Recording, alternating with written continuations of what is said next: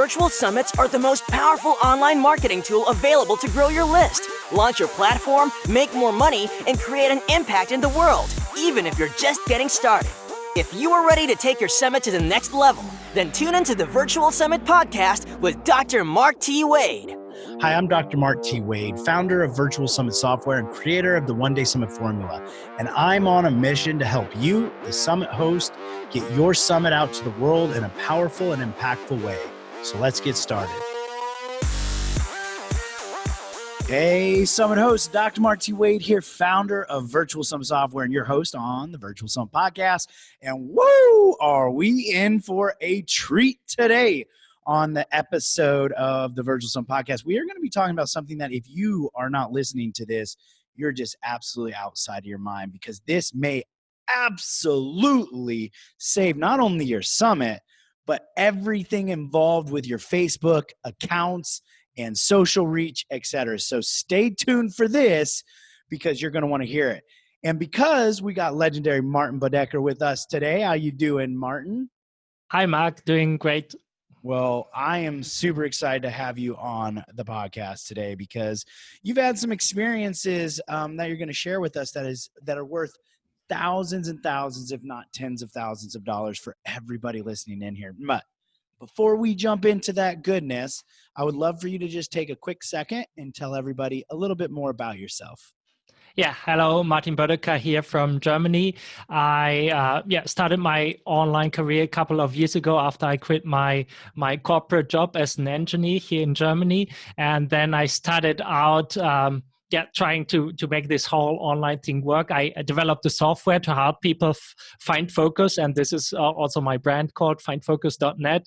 But this failed because I was not able to figure out the monetization model. And after I failed, I really wanted to understand what I did wrong with everything. And that's when I came up with the idea of a summit, because I followed all the famous people out there like Russell Brunson and Michael Same, and even got coached by some of these people, but I could not make it work for my business. And I figured out there must be something that I'm missing. So I decided, why not create a summit and ask the people directly, what is it that you do not share in your webinars, and why does this work for some people and some people it does not work? And so I decided to host a summit around this.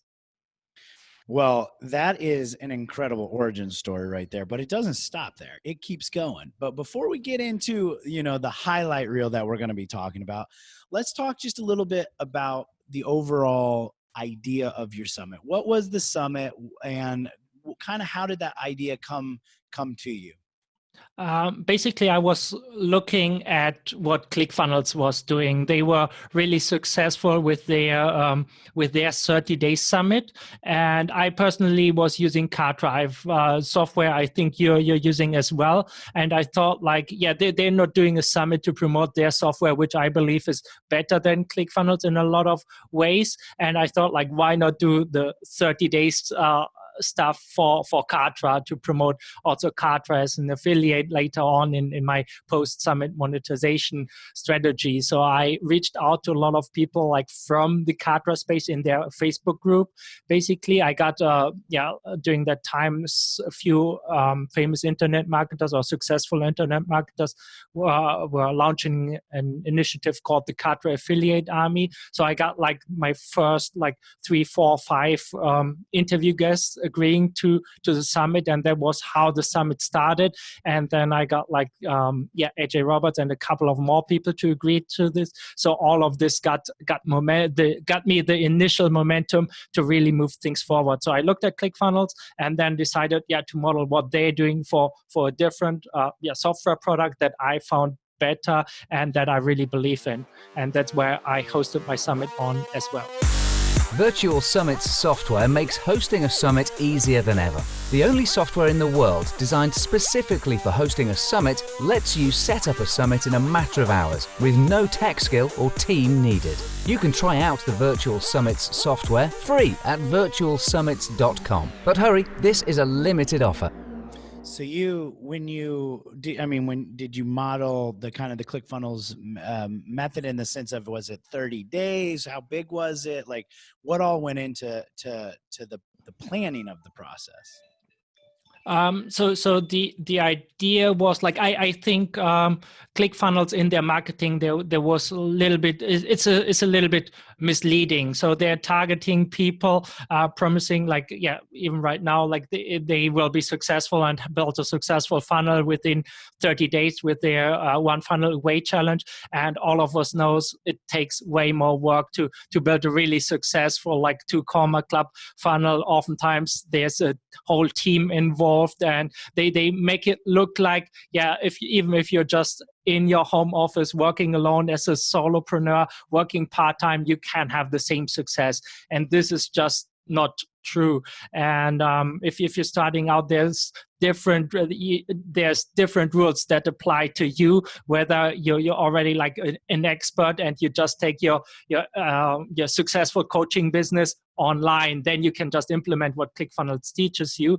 But in his book Expert Secrets, like Russell Brunson talks about his custom avatar, which are people who already have a successful business that makes at least 5 figures per year, like $10,000 and more.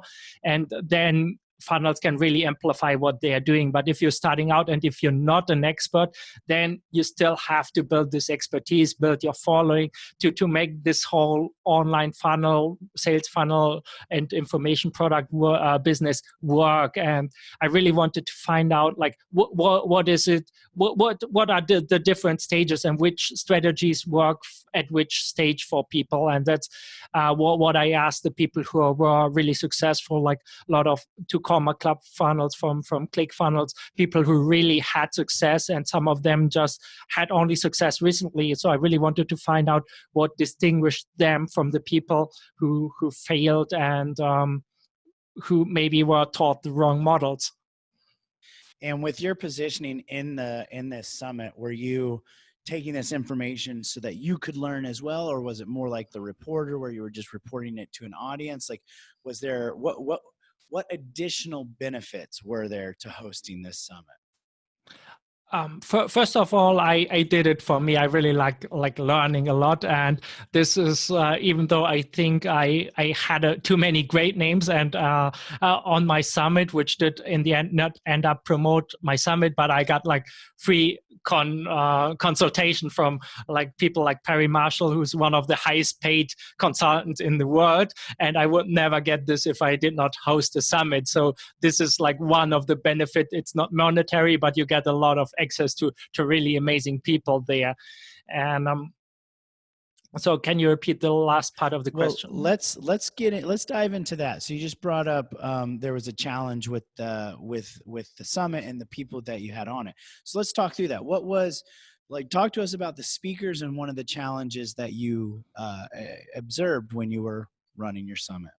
Yeah, when I started my summit, I really wanted to make it different, and I wanted to organize it as a charity event. And I thought if I make it a charity event, then people are much more likely to mail out for me. But after I did the interviews, and it was really easy or relatively easy to get people to agree to the interview because of the charity event.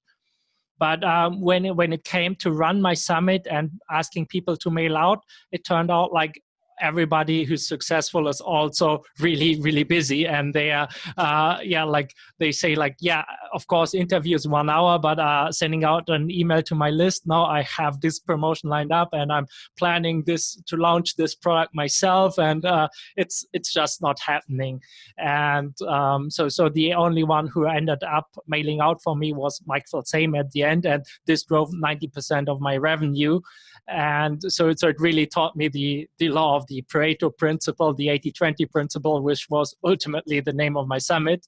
And it was pure experience, and it's really like 80-20 in everything that you're doing.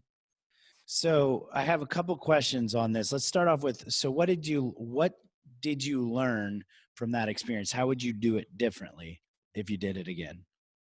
I think I would still try to use the same method, but really focus more on the trying to nail down and get people to agree to mail out for me, and especially focus on people who have access to my ideal audience, which were in this case beginner entrepreneurs and people who are just starting out, to really getting them to agree and make sure that the summit would be on their schedule. And probably if I would do a rerun of the summit, I would probably try to get like one A-lister or something to get as an additional speaker, but also only interview him if he's willing to promote the summit to his audience. Because even during the mail out of the summit, like Mike will say, mailed out like 5 times for me, and the whole basically only the first 2 emails mattered when he mailed out for me. Like people got access to the VIP pass and like the upgrade and the typical, like, you will get, if you buy now, it's cheaper than if you buy later.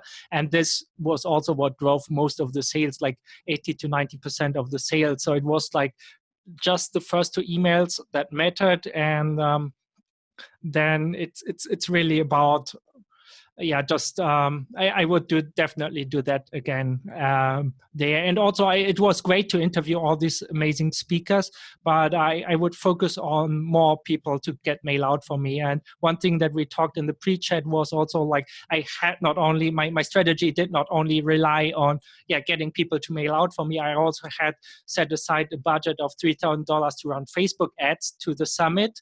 But unfortunately, we'll come back to the Facebook ads in just a second. So so what you're saying with the speakers, then you wouldn't focus on all the A-listers. You would find more like micro influencers, people that maybe you had relationships with and or had more specific audiences. So would you decrease the size of your summit and go smaller, or would you still go big summit with just different audience? So talk us through that. I think if I would starting on right now, I would keep it much smaller. Like you're teaching with the 1-day summit formula, because you learn so much in the process. And once you hosted your first summit, like the second one will be so much easier. You'll learn like a lot of things that you probably even learned on this podcast already, but sometimes you just have to make the experience yourself before you really internalize it. So that's something like I would highly recommend to get your first summit done as fast as possible. Probably not try to make it perfect, getting maybe like 1 A-lister and like a couple, like 5 to 10 people on there, and just host your first summit. So you get used to, you learn the technology, you learn like your setup for your interviews, and can streamline the whole process. I think this is much more feasible. And this is what I always talk about, like speed of implementation. And it's much better to get like one summit done, even if it's smaller, but the experience that you get is so valuable, especially if you want to do it again afterwards. And there you can really dive into. And I was really trying to get it right the first time, which is great, but there's also the risk that it might not work out as you imagine it before. So do you think, looking back on it, you could have shortened the process, got it out quicker by not trying to perfect it, essentially? Yeah, exactly. Like I also got distracted. There were a couple of people who wanted to help me, and they wanted to implement some kind of Facebook Messenger bot strategy that would promote the summit doing it. And it was really, everything was organized to be really, really big. But in the end, a lot of strategies did not work out due to some mistakes. And it's really about you need to just have the whole funnel working, the emails working, and like everything else is just a benefit on top, which will not make or break your summit. Oh, that is such good advice right there. That is such good information, because most summit hosts are every single person, even myself, when we go through our first summit, that's what we're thinking. It's got to be perfect. It's got to be big. We need all these extra gadgets, and doodads. But you just heard it right here from Martin.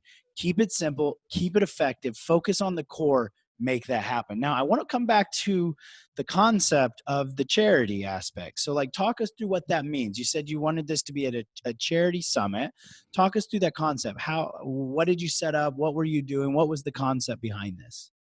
Okay, so when I did the research for someone you all also know, John Lee Dumas, I noticed he supported Pencils of Promise, and I really wanted to have John on my summit as well, and because if he would mail out, like that would be huge. He did not mail out in the end, but if I would get him to mail out, like I knew this would be like the 80-20 principle. Like I would just need like 1 or 2 people like John to mail out to make the summit a success. So that was what I was shooting for. And when I did the research, I noticed he already supported Pencils of Promise. And then when I did even more research, I noticed like Pencils of Promise also worked like with people like Pat Flynn is in their board of directors and things like this. So I decided like if they would help me to get access to these influencers like to John and Pat, and if like 2 or 3 of them would mail out for me, like then the whole summit would be a huge success. And I would donate all the money from my VIP access pass, and you teach like the money from the VIP access pass is basically not what you should aim for when you host a summit. So I decided, just why not donate all of this for charity, like my part of this, and even the speakers would agree to donate this charity aspect. So I decided like that would be a really good angle. In the end, it turned out like Pencils of Promise is also a huge organization, and they were not able to connect me with anyone. The only thing that I really got out of them was some really nice footage that I could use in an infographic that I sent out to connect to people like John and other people. So I think this really hard to get the interviews, but they were not able to introduce me to people like Pat Flynn or something. So this did not work out in the end. Be sure to check out the speaker management tool inside your virtual summit software, which lets you quickly and easily recruit and manage your speakers on your virtual summit, literally eliminating hundreds of hours of work. Get more information at virtualsummits.com. I'm also curious. This is amazing information, and thank you for being so open and transparent and honest here. I mean, you've learned so much from doing your first summit, but you're sharing that wisdom now with everybody who's listening. So hopefully you're all taking notes so you don't go and make some of the same mistakes. Martin's giving you the answers right here. So I have a question with that then, Martin. Do you think the charity aspect, and let me explain this out, maybe the charity aspect actually hindered some of the success? Because as I know, a lot of speakers, they promote things in hopes of getting some of that affiliate commission. But if they're getting no commission, do you think that may have played a role in them not promoting or not promoting as hard? I think it definitely made a difference when I asked to promote, because like they said, like, of course we share on social or something that also does not have really huge impact. And I changed the strategy later on. Like I hosted my summit like 2 days, like 2 times in 2 different weeks. So the first week I just tried to promote it with what I've got, like with the social shares and stuff. And this I only sold like, I don't know, like 5 VIP access pass, and just got like 100 people to sign up or something for the summit. And then in the second week, like Mike Filsaime promoted. So he said like I could not do it the first week, but I could do it the second week. So I was just rerunning it again the second week. And then we sold like 30 to 40, 45, 35 VIP access passes. And I gave him 50% affiliate commission, and both of us were really happy with this. And he liked the product, he liked the idea. And this was what rescued my summit, basically. Well, that's really cool that you could pivot like that there on the, you learned something, you saw what was happening, you pivoted, and then it made a difference. I'm curious if you're open to sharing. You ran the summit because of your interest in Kartra and essentially to promote Kartra. And as the framework, is when there's lots of different frameworks. There's list builder framework, there's premium frameworks, but there's also affiliate promotion frameworks. So I believe, correct me if I'm wrong, that you ran the summit, it was going to build an audience, and then you were going to be able to direct that audience towards Kartra and generate affiliate revenue. Even though the speakers didn't necessarily promote, you did generate some kind of audience. How did that work? Did that kind of match up? Did you get some of that affiliate revenue? Was that still worth it? I think it will be worth it in the future, because now I pivoted my business, like from, as I said, like I started my software business. I got so much knowledge about how to set up a website, how to set up funnels, and I used Kartra. And now I've built all the connections with a lot of experts, like half or a third of my speakers were using Kartra. And now I'm really trying to position myself as one of the experts of Kartra outside of Facebook, because I really do not like Facebook for various reasons. And one of them was also because they shut my ad account down. But I really believe in the software, and I still believe it. And now I'm positioning myself as a Kartra expert, and I'm publishing blog posts, I'm creating YouTube videos, and my whole website shifted like from the focus from my software to promoting Kartra, because a lot of softwares like Kartra or ClickFunnels or other softwares, they are not really good with SEO marketing, and they just rely on this direct response marketing principles. And SEO is one thing that I optimized my business before. And one thing that I really took away from interviewing all these experts was that you really have to niche down, and you want to be category king, like you want to be with Virtual Summit software. And I think this is a really, really smart move. And you have to pick your niche and then just stay in that niche and then become category king. And that's how you build a successful online business and distinguish yourself from everybody else. And right now, the Kartra affiliate space is pretty much empty, even though it's a great space. And compared to ClickFunnels, it's still tiny. So there's definitely this niche that I will be pushing in the near future. That is great information here. So let's talk about this, how you could use a summit to make yourself a category king, as you said. I like that. So you learned a lot from your first summit. You went super broad. Actually, we can talk about that. Talk about kind of how you positioned it, and if you were going to go redo this still to be a category king, how you would set up your next summit.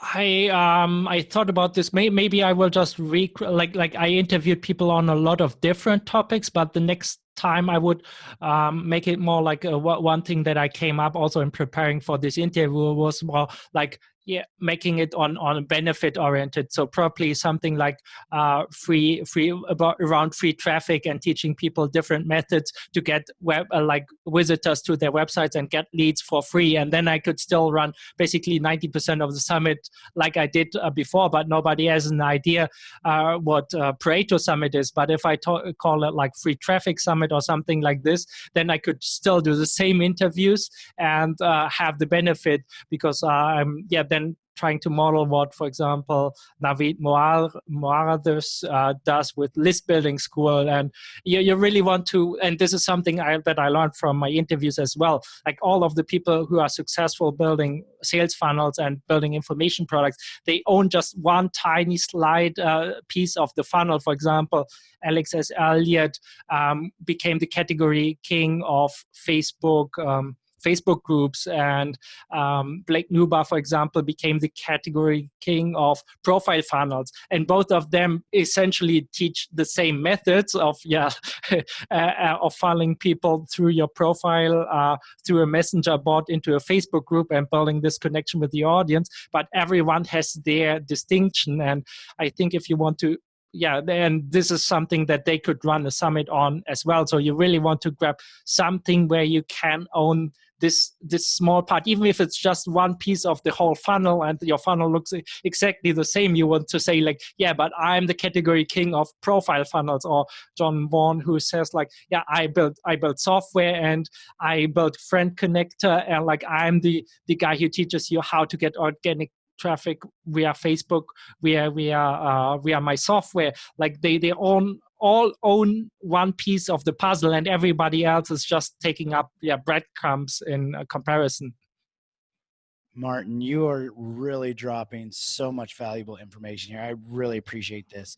I want to, as we kind of round out this interview, I want to pivot over here to one other mistake and challenge that you said that you've learned. We were talking about this in our pre-interview chat. that I think is probably one of the most valuable lessons that everybody listening here needs to know. So why don't you talk to us about the other challenge you had and walk us through that process, and not just what happened, but talk to us how you were feeling during it as well. Okay, so what happened? Like as I told you, I was planning to make this summit really big. So I listened to your podcast and I prepared for it, and I learned that you could not rely on your speakers alone for sending you traffic. That's why I also thought about setting aside like $3,000 for Facebook budgeting. I found someone I also interviewed to run the Facebook ads for me, basically at a reduced rate. But what happened was that I was creating a draft of the landing page, not taking into account any of the guidelines that Facebook gives you.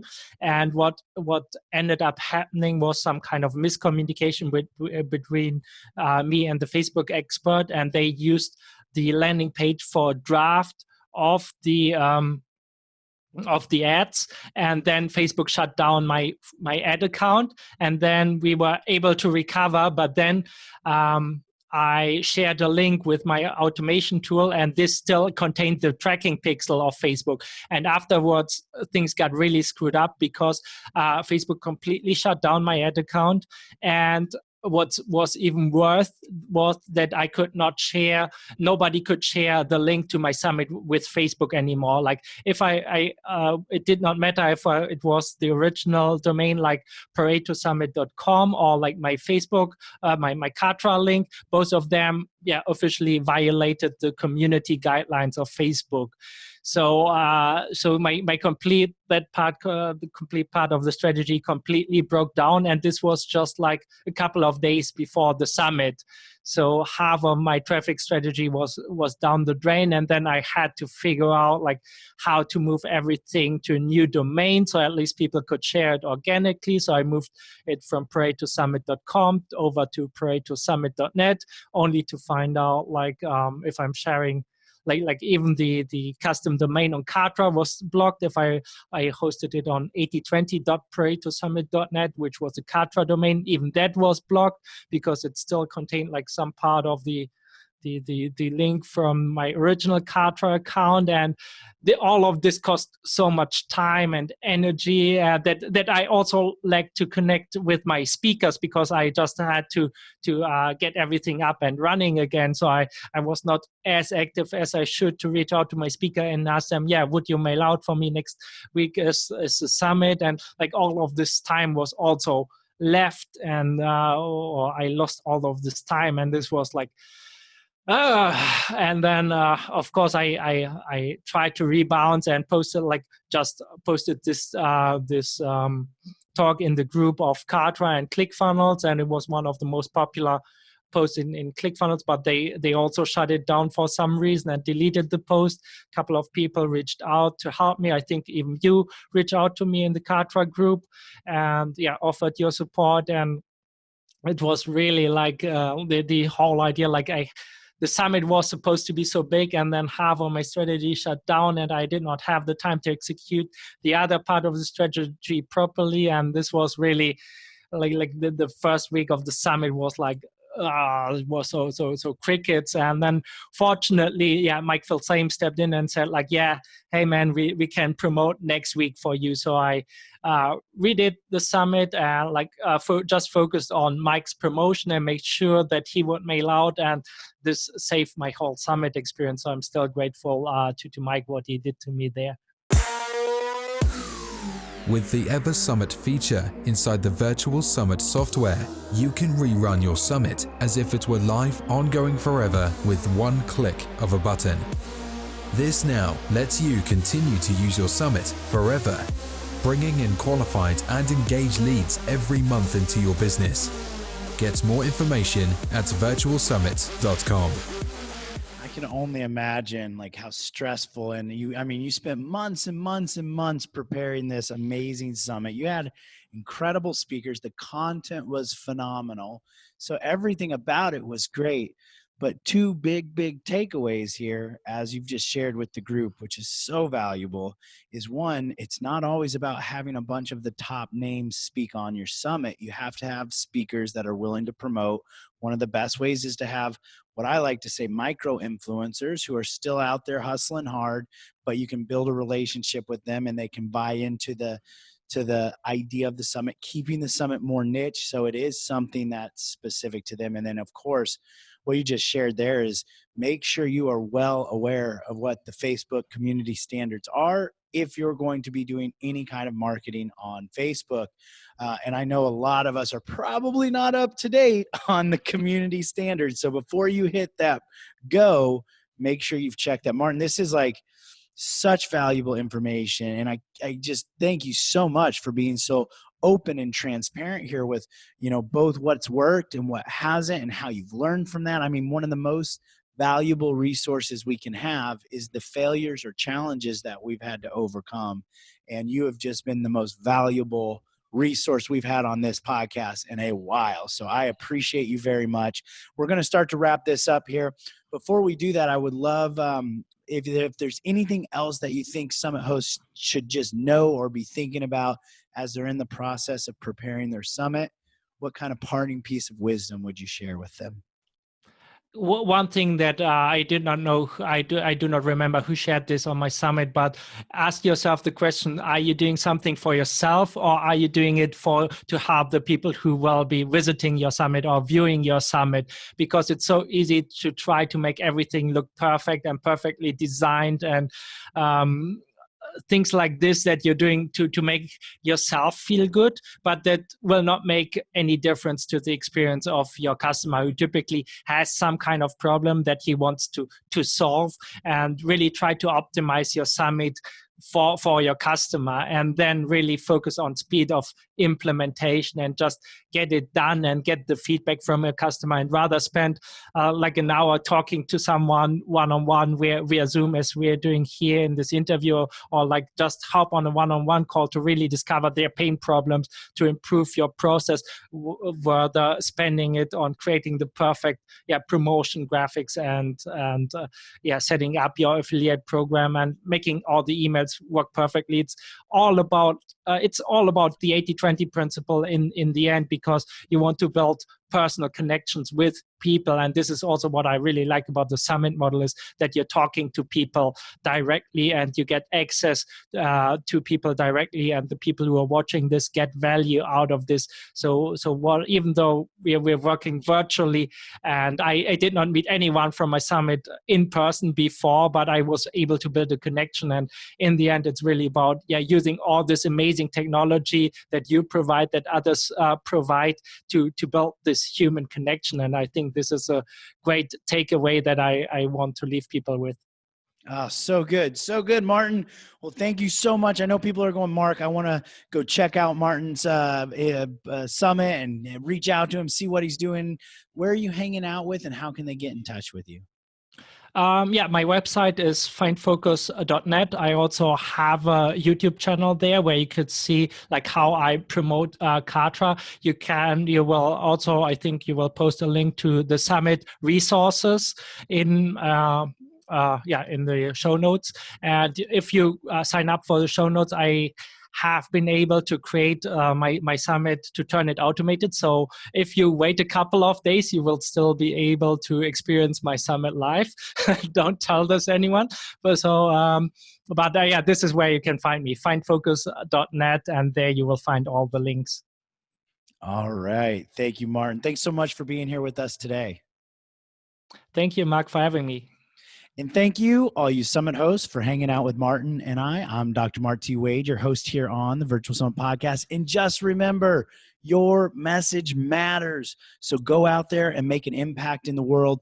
Don't forget to check out all these amazing goodies that Martin just shared with us over in the show notes at podcast.virtualsummits.com/140. And we'll see you on the next episode. Thanks for listening. Now don't forget to subscribe and leave a 5-star review on the Virtual Summit Podcast. Head over to the show notes to check out all the links and resources from this episode, and be sure to grab your free trial of the Virtual Summit software. Now, I want to end this episode by saying to all the Summit hosts listening right now, I believe in you, and you can do this. Summits are by far one of the most powerful ways to quickly grow your list, launch your platform, make more money, and most importantly, make an impact in the world, even if you're just getting started. So don't get caught up in analysis paralysis, because the world needs to hear your message, and there are people who are waiting for you to help them. So just get started, because imperfect action is always better than no action. Thank you, and see you on the next episode.